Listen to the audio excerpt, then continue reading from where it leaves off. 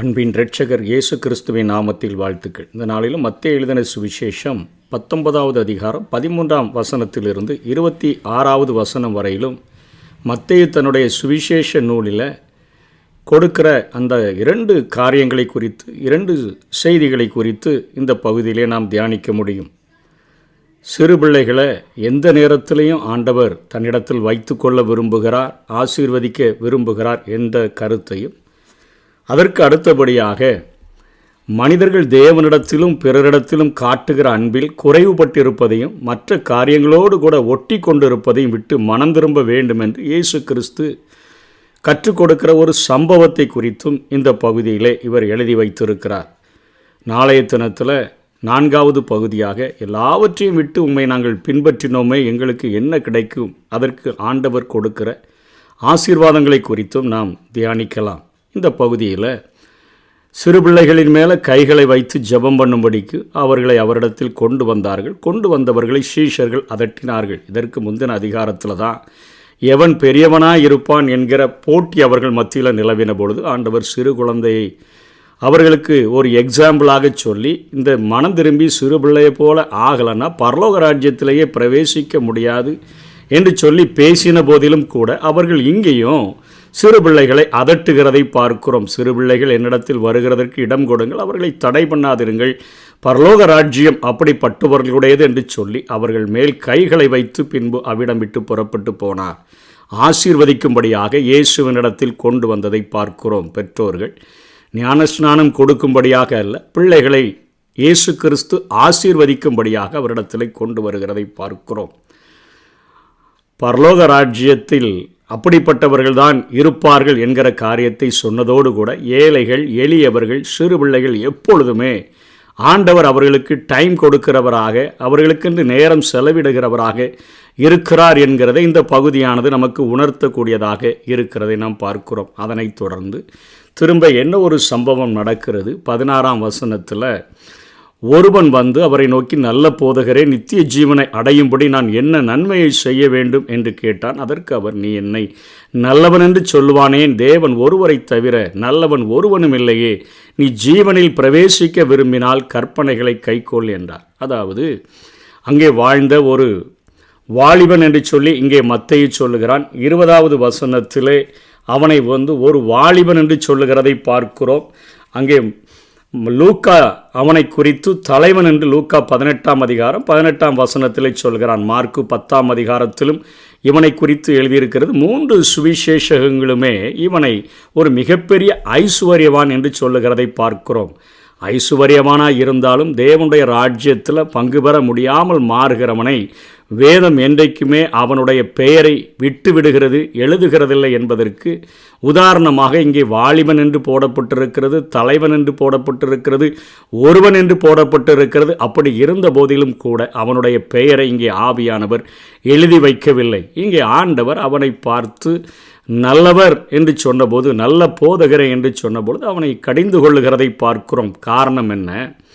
ஆண்டவராகிய இயேசு கிறிஸ்து திருத்துவத்தினுடைய 2வது நபராக, 2வது தேவனாக, அதாவது குமாரனாகிய தேவனாக இருந்த போதிலும் கூட அவர் தேவன் ஒருவர் தவிர வேறு ஒருவரும் நல்லவன் இல்லை என்று சொல்லுகிறாரே.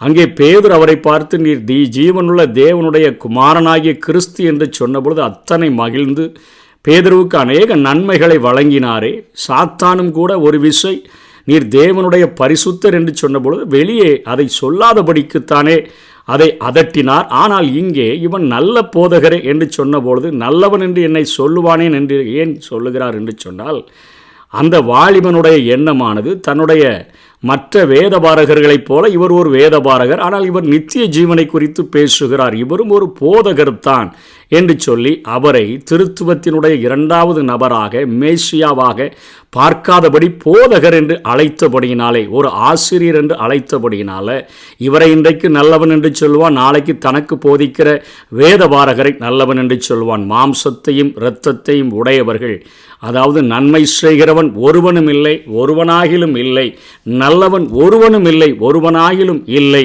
தேவன் ஒருவரே நல்லவர் என்கிற அந்த தேவனுடைய வார்த்தையை இவர்கள் அவமாக்கி விடுவார்கள் என்பதற்காக அவர் தேவனாய் இருந்த போதிலும் அவன் தன்னை அவன் ஒரு குருவாக, ஒரு ஆசிரியராக, ஒரு உபாத்தியாராக பார்த்தபடியினாலே அந்த காரியத்தை அவனிடத்திலே கடிந்து கொள்ளுகிறதை பார்க்கிறோம். அதனை தொடர்ந்து சொல்லுகிறார், நீ ஜீவனில் பிரவேசிக்க விரும்பினால் கற்பனைகளை கைக்கொள். நித்திய ஜீவனை குறித்த பேச்சுவார்த்தை இப்பொழுது நடக்கிறது. அவனுடைய ஆசையெல்லாம் இந்த உலகத்தில் எல்லாவற்றையும் அனுபவிப்பதற்கு எனக்கு எல்லா ஆஸ்திகளும் இருக்குது, கோடீஸ்வரனாக இருக்கிறான், அவன் சிறுவயது முதலே எல்லாவற்றையும் நான் கடைபிடித்து வருகிறேன் என்று ஆண்டவரிடத்தில் பேசுகிறான். ஆண்டவர் அழகா சொல்றார், எவைகளை என்று கேட்டபோது கொலை செய்யாதிருப்பாயாக, விபச்சாரம் செய்யாதிருப்பாயாக, களவு செய்யாதிருப்பாயாக என்று மோசேயினுடைய கற்பனைகளை அவனுக்கு வரிசையாக பட்டியலிட ஆரம்பித்த பொழுது அவன் சொல்லிவிடுகிறான், நான் என் சிறு வயது முதல் கொண்டு இதை நான் கை கொண்டிருக்கிறேன், இன்னும் என்னிடத்தில் குறை என்ன என்று கேட்கிறான். அருமையாக ஒரு சன்மார்க்கனாக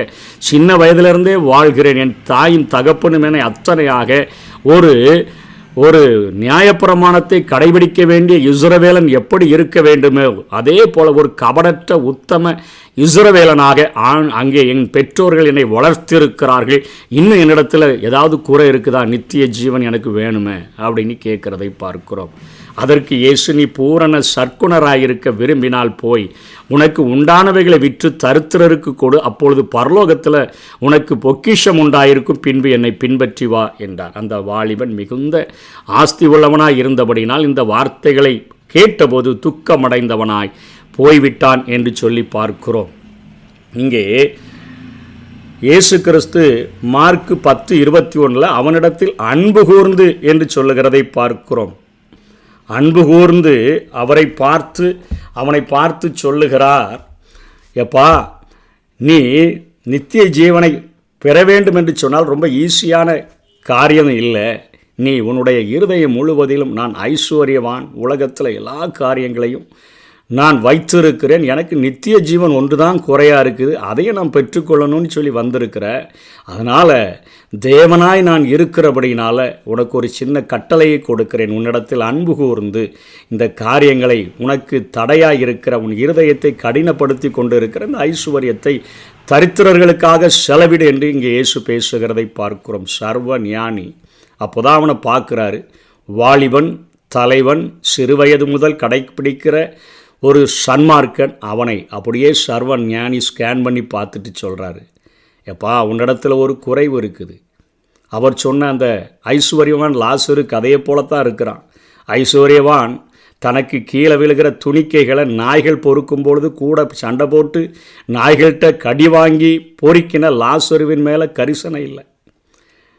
அப்பொழுதுதான் அங்கே ஆண்டவர் சொல்லுகிறார், அவன் லாசரு ஆபிரகாமின் மடிக்கும், இவன் அங்கு பாதாளத்துக்கும் சென்று விட்டதை இயேசு அருமையான ஒரு காரியத்தை குறித்து போதித்தார். அதே போலத்தான் இந்த ஐஸ்வர்யவானும் இருக்கிறான்.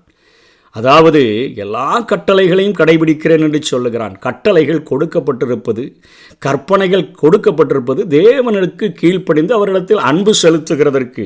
கொலை செய்யாதிருப்பாயாக என்று சொல்லும் பொழுது கொலை செய்ய போகிற நேரம் வந்துச்சுன்னு சொன்னால், ஐயோ, தேவன் கொலை செய்யக்கூடாது என்று சொல்லியிருக்கிறார, களவு செய்யக்கூடாது என்று சொல்லியிருக்கிறார, அவரை நம்ம துக்கப்படுத்திடுவோமே அப்படின்னு சொல்லி தேவனுக்காக, தேவனுடைய பரிசுத்தத்துக்காக, தேவனுடைய வார்த்தைக்கு கீழ்ப்படிந்து அவைகளை கடைபிடிப்பதற்காகத்தான் கொடுக்கப்பட்டதே ஒழிய இவர்கள் நியாயப்பிரமாணத்தை பிடித்து வைத்து கொண்டார்களே ஒழிய தேவனை விட்டுவிட்டார்கள். எப்படி பாரம்பரியத்தை பிடித்து கொண்டார்களே ஒழிய அந்த பாரம்பரியத்தினுடைய அந்த பலி செலுத்துதலை ஏற்படுத்தின யாருக்காக பலி செலுத்த வேண்டுமோ அந்த தேவனை மறந்து விட்டார்கள். ஆலயத்தை கொடுத்தவரை மறந்துவிட்டு ஆலயத்திலே அநேக காரியங்களை அவர்கள் சுத்திகரிப்புகளை, பிரதிஷ்டைகளை செய்ய ஆரம்பித்து விட்டார்கள். இன்றைக்கும் நம்ம ஒரு சடங்காச்சாரமாகத்தான் காலையிலே எழுந்தவுடன் ஜபிக்கணுமே, கொஞ்ச நேரம் வேத வாசிக்கணுமே, இல்லைனா இது ஒரு தெய்வ குற்றம் போல் ஆகிவிடுமோ என்று சொல்லி தேவன் மேலே அன்பு கூறாமல் அவருடைய கட்டளைகளுக்கு கீழ்ப்படியாமல் அதை ஒரு சடங்காச்சாரமாக, ஒரு பாரம்பரியமாக மாற்றிவிட்டதைத்தான் இங்கே இயேசு அவனிடத்தில் கண்டு அவனிடத்தில் பேசுகிறார். அவனுக்கு ஒரு கட்டளை கொடுத்து பார்க்கிறார். ஒரு திருத்துவத்தின் இரண்டாவது நபராகிய குமாரனாகிய தேவன் அவனுக்கு ஒரு கட்டளை கொடுத்து பார்க்கிறார். நீ உனக்கு உண்டானவைகளை விற்று நீ தரித்திரருக்கு கொடு, பின்பு என்னை பின்பற்றி வா என்று சொல்லும் பொழுது தேவனிடத்தில் அன்பு கூறலை. அதே போல மற்ற சக மனிதர்களிடத்திலும் அன்பு கூறலை. பிரதான கற்பனை, முதல் கற்பனை, உன் தேவனாகிய கர்த்தரிடத்தில் உன் முழு இருதயத்தோடும் உன் முழு ஆத்துமாவோடும் உன் முழு மனதோடும் அன்பு கூர்ந்து அதற்கு ஒப்பாயிருக்கிற இரண்டாவது கற்பனை, நீ உன்னிடத்தில் அன்பு கூறுகிறது போல பிறனிடத்திலும் அன்பு கூறுவாயாக. இந்த ரெண்டு காரியத்தையுமே அவன் கடைபிடிக்கல. இதுக்குள்ளதான் நியாயப்பிரமாணங்கள், தீர்க்க தரிசனங்கள், கட்டளைகள், கற்பனைகள் எல்லாமே இந்த இரண்டு கற்பனைகளுக்குள்ள, பிரதான கற்பனைகளுக்குள்ள தான் அடங்கி இருக்குது. இப்போ இயேசு கிறிஸ்து கொடுத்த ஒரு கட்டளையில் அவன் தேவனுக்கும் கீழ்ப்படியலை, தேவனிடத்திலும் அன்பு செலுத்தலை, மனிதனுக்கு அன்பு செலுத்தலை. அவன் ஒரு கட்டளையுமே அவன் கை கொள்ளவில்லை, சரியான முறையில் புரிந்து அவைகளை கை கொள்ளவில்லை என்கிற இந்த சம்பவத்தை நாம் இதிலிருந்து கற்றுக்கொள்ள முடியும். லூக்கா 14:33 அப்படியே இயேசு சொல்லுகிறார், அப்படியே உங்களில் எவனாகிலும் தனக்கு உண்டானவைகளை எல்லாம் வெறுத்து விடாவிட்டால் அவன் எனக்கு சீஷனாய் இருக்க மாட்டான் என்று சொல்லுகிறதை நாம் பார்க்கிறோம். அவன் இரண்டு வாழ்க்கையையும் அனுபவிக்க அவன் விரும்பினதை பார்க்கிறோம். இன்றைக்கு நித்திய ஜீவன் என்று சொன்னால் அவ்வளவு இலக்காரமாக இன்றைக்கு ஜனங்களுக்கு காணப்படுகிறது. முதலாக அவர்களுக்கு இந்த உலகத்தினுடைய ஆஸ்திகளின் மேலே தான் அதிகமான ஒரு பற்றுதல் காணப்படுகிறது. அதன் மேலே தான் ஒரு அதிகமான நேசத்தை வைத்திருக்கிறார்கள். இயேசுவின் மேலேயோ அல்லது அவர் தருகின்ற நித்திய ஜீவன் மேலேயோ அத்தனை கரிசனையற்றவர்களாக, அதை ஒரு விலை மதிப்பற்றவர்களாக அவர்கள் நினைக்கிறார்கள். யோவான் 3:16 தேவன் தம்முடைய ஒரே பேரான குமாரன் விசுவாசிக்கிறவன் எவனோ அவன் கெட்டு போகாமல் நித்திய ஜீவனை அடையும்படிக்கு அவரை தந்துள்ளி இவ்வளவாய் உலகத்தில் அன்பு கூர்ந்தார். விலையேறப்பட்ட இயேசுவை, இந்த உலகம் முழுவதையும் தனக்காகவும் தம்மாலையும் உண்டாக்கின அந்த இயேசுவை இந்த உலகத்துக்காக தந்து, அவருடைய ஜீவனை தந்து, இந்த உலகத்தில் உள்ள எல்லா மக்களும் நித்திய ஜீவனை பெற்றுக்கொள்ள வேண்டும் என்பதற்காக நித்திய ஜீவனுக்கு அத்தனையாக உலகம் முழுவதின் விலையை பார்க்கிலும் அந்த நித்திய காலமாக அவரோடு கூட வாழ்கிற அந்த வாழ்க்கையினுடைய விளைவு அது அத்தனை மதிப்புடையது என்பதை புரிந்து கொள்ளும் வண்ணமாக ஒரே பேரான குமாரனை தந்தார். இன்றைக்கு இயேசு விலையேற பெற்றவர். இயேசுவையும் மதிப்பதில்லை, அவர் சொல்லுகிற நித்திய ஜீவனையும் மதிப்பதில்லை.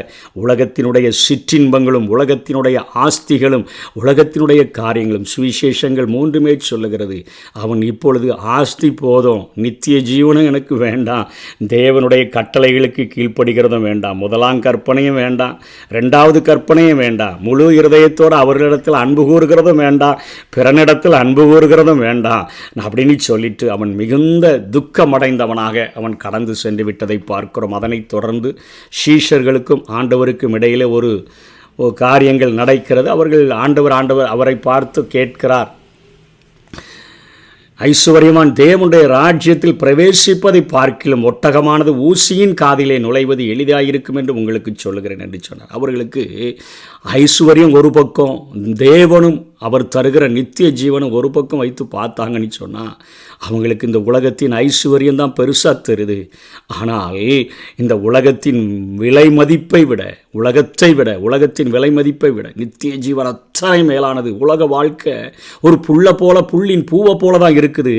ஆனால் நித்திய காலமாய் முடிவில்லாத ராஜ்யத்தை நான் தருவேன் என்று வாக்குறுதிகளின பொழுதிலும் அவர்கள் உலகத்தின் பின்பாக போகிறார்கள். அப்படி போகிறவர்கள், அப்படி ஐஸ்வர்யம் இருப்பது தவறல்ல, ஐஸ்வர்யத்தை நித்திய ஜீவனுக்கும் இயேசுவுக்கும் மேலாக உயர்த்தி பார்க்கும் பொழுது அவர்கள் தேவனுடைய ராஜ்யத்தில் பிரவேசிப்பதை பார்க்கிலும் ஒட்டகமானது ஊசியினுடைய துவாரம், அந்த காது எவ்வளவு சின்னதாக இருக்குதோ அதில் நுழைவது எளிதாக இருக்கும் என்று சொல்கிறார். அவருடைய சீஷர்கள் அதை கேட்டபொழுது மிகவும் ஆச்சரியப்பட்டு, அப்படியானால் யார் ரட்சிக்கப்படக்கூடும் என்றார்கள். இயேசு அவர்களை பார்த்து, மனுஷரால் இது கூடாததுதான், தேவனால் எல்லாம் கூடும் என்று சொல்லி இந்த சம்பவத்தை கற்றுக் கொடுக்கிறதை பார்க்கிறோம். மனிதர்கள் இன்றைக்கு கிறிஸ்தவர்கள் என்று அழைக்கிறவர்கள், கிறிஸ்துவை பின்பற்றுகிறேன் என்று அழைக்கிறவர்கள் தேவனிடத்திலும் பிறனிடத்திலும் காட்டுகிற அன்பில் குறைவுபடாதபடி, மற்ற எந்த காரியங்களிலும் நம்முடைய இருதயங்கள் ஒட்டி கொள்ளாதபடிக்கு முதலாவது தேவனுடைய ராஜ்யம், அவருடைய நீதியை தேடுகிறவர்களாக, அது நிமித்தமாக ஆண்டவருடைய அன்பை இருதயத்தில் பெற்றுக்கொண்டு சக மனிதரிடத்தில் அன்பு கூறுகிறவர்களாக வாழும்படியாகத்தான் வேதம் நமக்கு போதிக்கிறது. அதை கடைபிடிப்போம், நித்திய ஜீவனை பெற்றுக்கொள்வோம். கர்த்தர்தாமே நம்மை ஆசீர்வதிப்பாராக. ஆமென். நித்திய ஜீவன் பெற நீதிமானாய் மாற, நித்திய ஜீவன் பெற